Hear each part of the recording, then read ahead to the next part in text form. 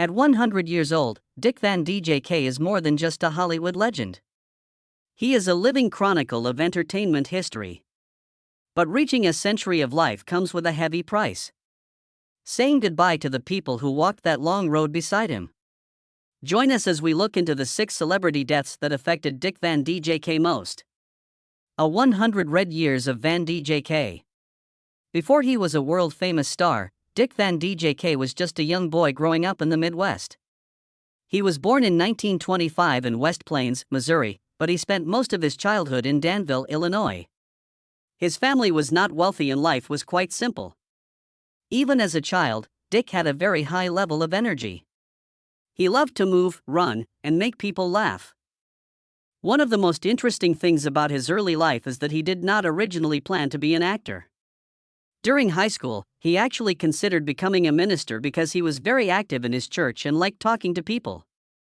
However, he also joined the drama club and discovered that he had a natural talent for being on stage. When World War II started, he joined the United States Army Air Forces. Even while he was in the military, he found ways to entertain his fellow soldiers by participating in variety shows and working as a radio announcer.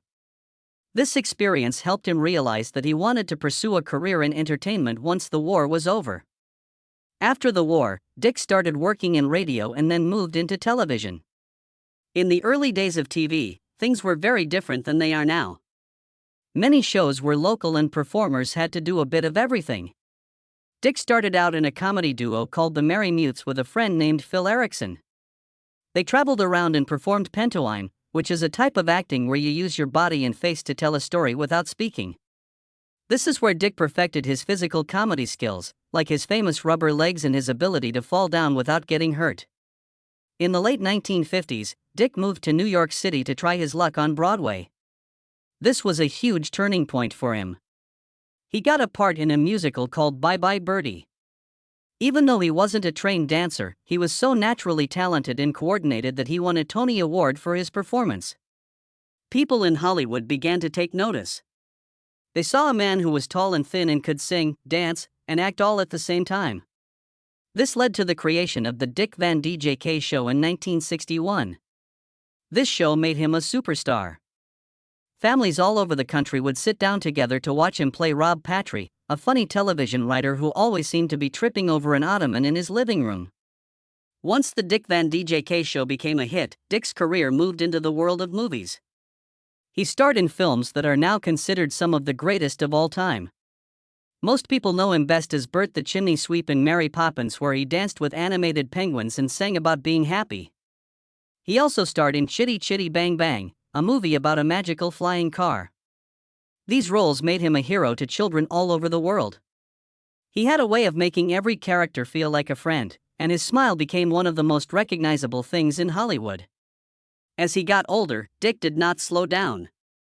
In the 1990s, he started a whole new chapter of his career with a show called Diagnosis: Murder. In this series, he played a doctor who solved crimes.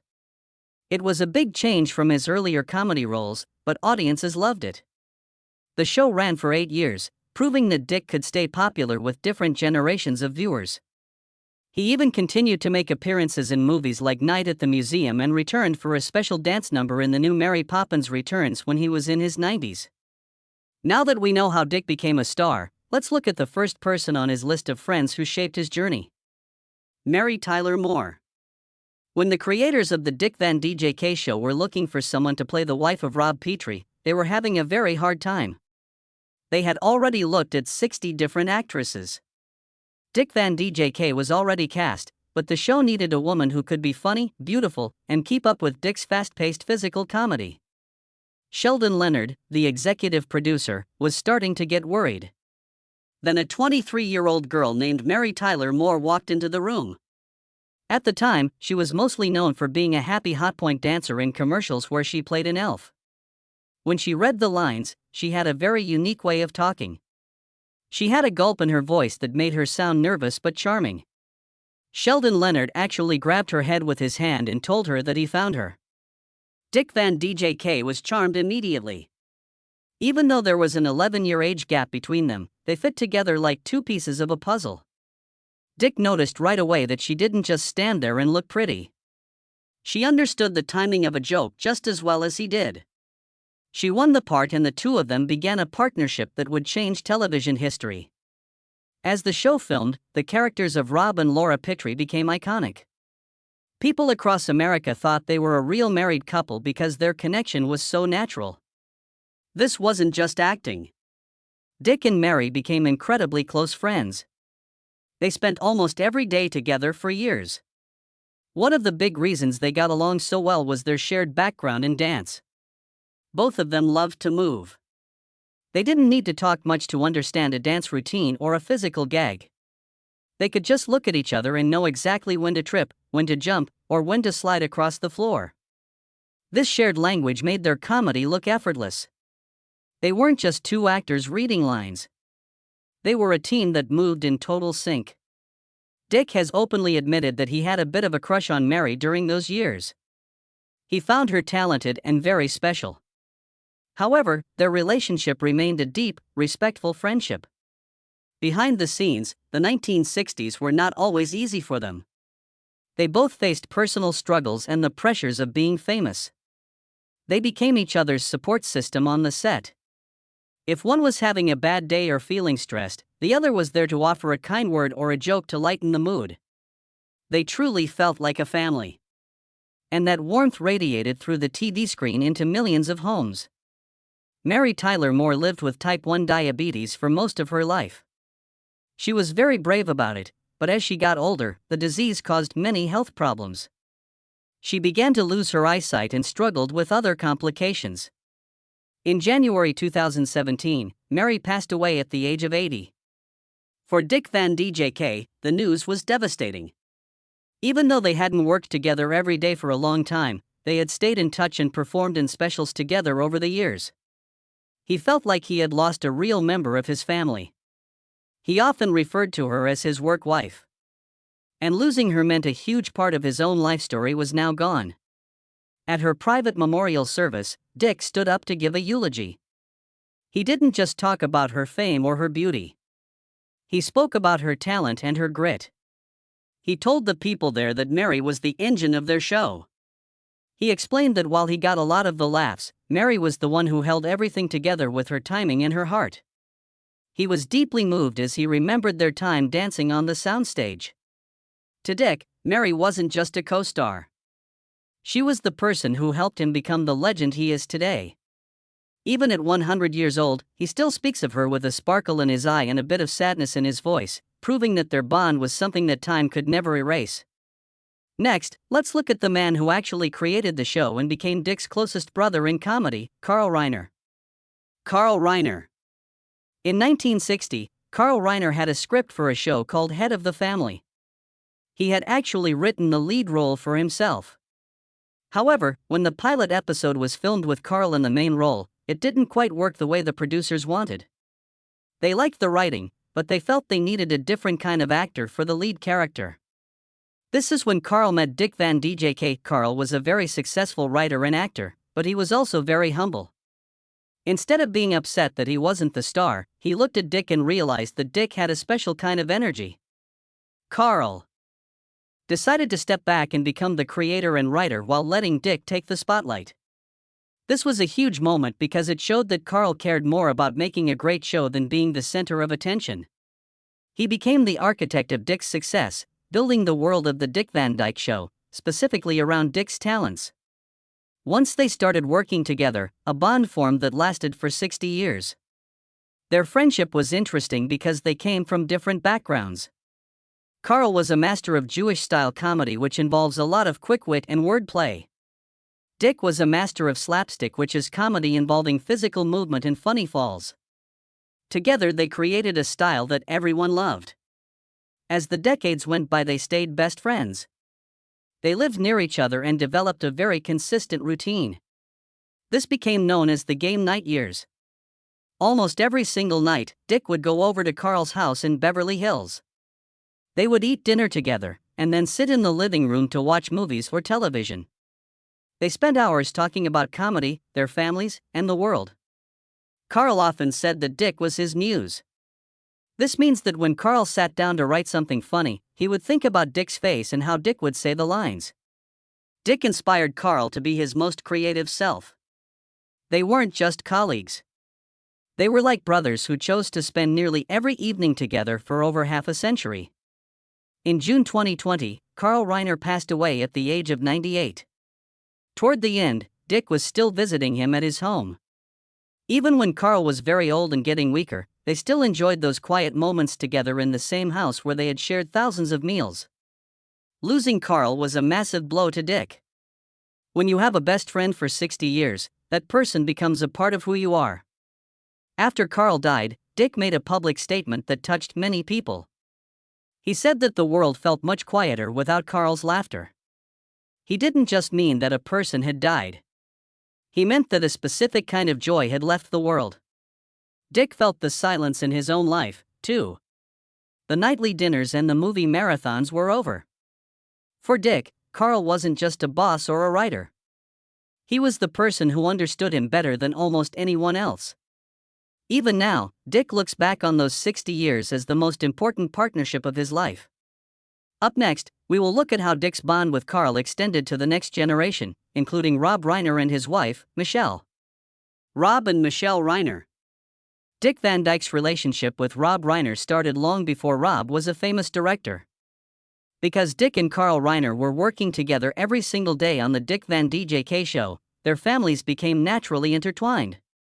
Rob was just a young boy when the show began, and he spent a lot of time running around the television studio. Dick got to watch Rob grow up from a child into a young man. Because Dick and Carl were like brothers, Dick naturally stepped into a role that felt like a second father to Rob. He wasn't just his dad's friend, he was a constant presence in Rob's life. They shared countless holidays, birthdays, and casual weekends. For Rob, seeing Dick was as normal as seeing any other family member. Dick took great pride in watching Rob's early interests in acting and storytelling begin to bloom on the very stage where they filmed their classic sitcom. As the years passed, the dynamic between Dick and Rob changed in a beautiful way. Rob Reiner eventually became a massive star in his own right. First as an actor on All in the Family and later as a world-famous director. He was no longer just Carl's kid hanging around the set. He became a peer to Dick. They were now two successful men working in the same industry, and they could talk to each other about the challenges of directing and the art of making people laugh. This friendship expanded to include the people Rob brought into his life. Rob's first wife was Penny Marshall, who was also a very famous actress and director. In the inner circle of the Reiner family, everyone called her Penny, but within this close-knit group, the bonds were deep and personal. Dick was a regular fixture in their household. The Reiner home was a hub for old Hollywood social life where actors, writers, and directors would gather to talk, shop, and share stories. Dick cherished these moments because they represented a community of artists who truly looked out for one another. During these years, the group also leaned on each other as they got older. They navigated the difficult times together, especially as the older generation, people who had started in the industry in the 1940s and 50s, began to pass away. When Carl Reiner passed, Dick and Rob leaned on each other for support.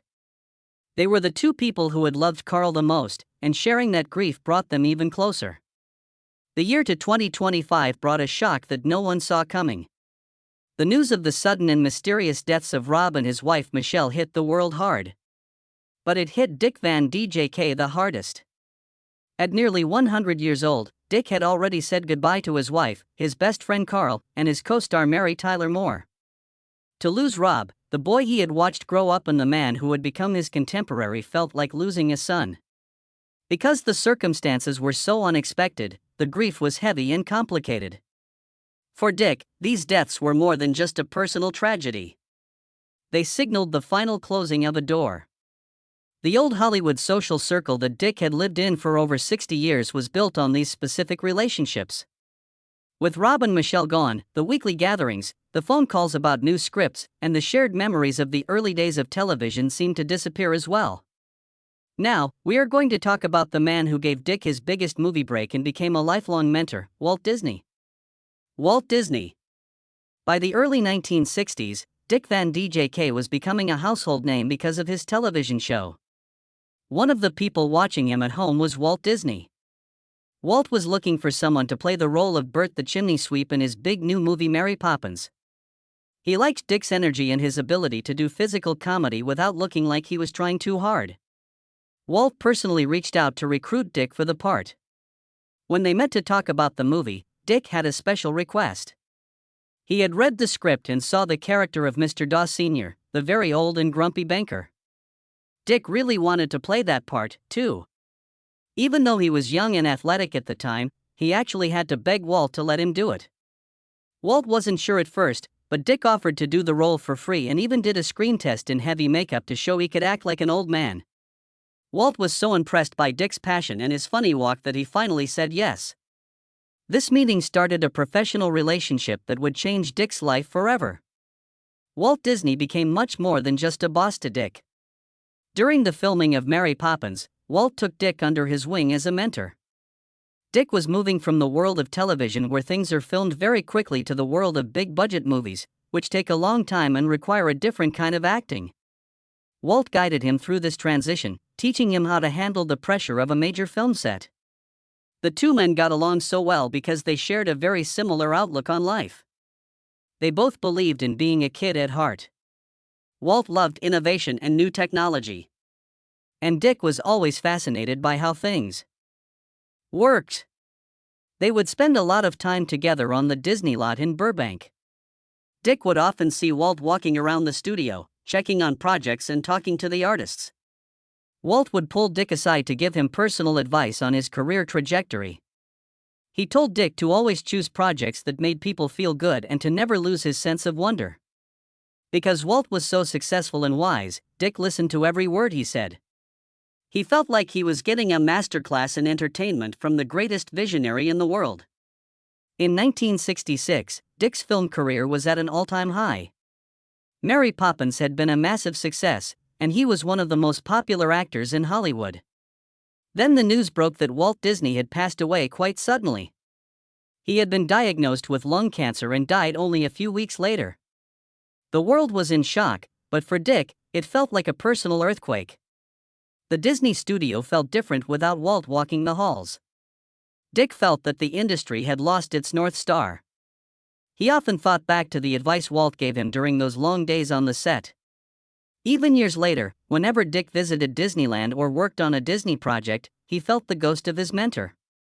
He realized that Walt hadn't just built a company.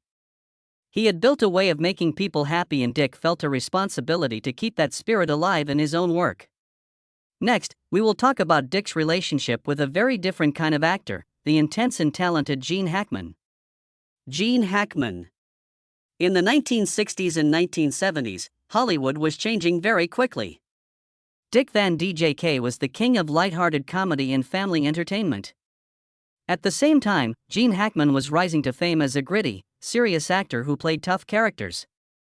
Even though they seemed like opposites, they crossed paths often in the busy industry of that time. They would see each other at award shows, studio events, and auditions. Dick first really noticed Gone when the film industry started moving away from the old way of doing things. While Dick represented the polished singing and dancing style of performance, Gone represented a new raw style of acting. Despite these differences, there was an immediate connection. They were both hard workers who had spent years trying to make it big. Meeting Gene gave Dick a look into a different side of show business, and he found himself respecting the intensity that Gone brought to every role. They spent time together on the Hollywood circuit, which is the group of events and parties where actors socialize. They talked about the craft of acting and how to stay relevant as the world changed. Dick loved hearing Gene's perspective on how to build a character from the ground up. In January 2025, the news came that Gone Hackman had passed away. For Dick, this was a very heavy loss.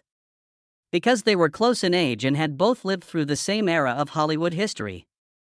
Gene's death felt like a personal reminder of how much time had passed. When someone like Gene dies, it isn't just the loss of a person. It is the loss of a whole style of acting and a specific time in history. Dick felt this loss deeply because Gene was one of the last people who understood what it was like to work in Hollywood during those middle decades of the century. They had shared many of the same co-stars over the years. And as those co-stars passed away, Dick and Gene were some of the only ones left to remember them.